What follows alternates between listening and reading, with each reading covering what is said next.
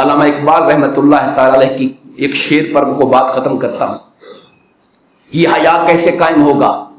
علامہ فرماتے، آپ جانتے علامہ اقبال یورپ میں پڑھتا رہا، جہاں بے حیائی کے گڑھ ہیں، جہاں پر پردے کا کوئی نظام نہیں، جہاں کا لباس آپ کے سامنے ہے، کس طرح کا لباس وہ لوگ یوز کرتے ہیں. علامہ وہاں سال تک پڑھتا رہا.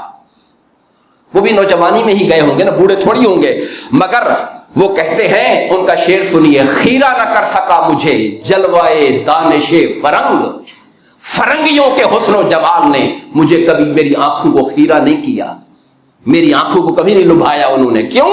سرما ہے میری آنکھ کا خاک مدینہ و نجف، میری آنکھوں میں مدینہ کی مٹی ہے، میری آنکھوں میں نجف مولا کائنات علی مرتضیٰ کے نجف کی مٹی ہم آنکھوں میں ڈال کے رکھتے ہیں. ہماری آنکھوں کو یورپ کا حسن کبھی خیرہ نہیں کر سکتا ہے. تو پیغام یہ مل رہا ہے کہ اگر آنکھوں کو اس دنیا کے فانی حسن سے، بے حیائیوں سے بچانا ہے تو نگاہوں میں پھر حسن، جلوائے مصطفیٰ کے حسن کو رکھنا پڑے گا، پھر گنبد خضرا کو بسانا پڑے گا. جب نگاہوں میں مدینے کے جلوے ہوں گے تو پھر نگاہیں ادھر ادھر نہیں بھٹکے گی. تعلق چونکہ کملی والے سے کمزور ہو گیا، وہ حسن نگاہوں میں نہ رہا، تو پھر نگاہیں ہوسناک ہو کر دائیں بائیں پھرتی پھر رہی ہے.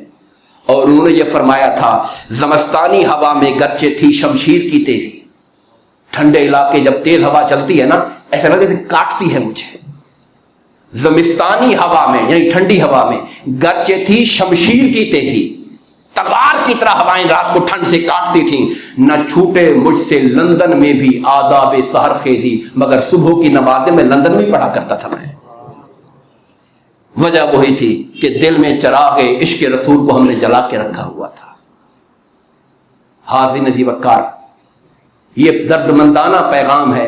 آج ہمارا معاشرہ جس ڈگر پہ چل رہا ہے، اور ہمارے سوشل میڈیا نے، ہمارے نیٹ کے، ہمارے موبائل کے پیکیجز نے، ہمارے نیٹ نے، ہمارے فیس بک نے، ہماری یوٹیوب نے، ہمارے اوورال ہماری جو لباس ہم نے اختیار کر لیا، مردوں اور عورتوں سب نے، یہ سارا کا سارا معاشرہ بے حیائی کی سمت دوڑا جا رہا ہے. یہاں کوئی آواز لگانے والا بھی نہیں ہے، کوئی پوچھنے والا بھی نہیں ہے، اس پر کوئی درد مند آواز اٹھانے والا بھی نہیں ہے کہ رکو میرے بھائیو، کیوں بے حیائی کی طرف جا رہے ہو؟ کیوں اپنی نگاہوں کو ناپاک کر رہے ہو؟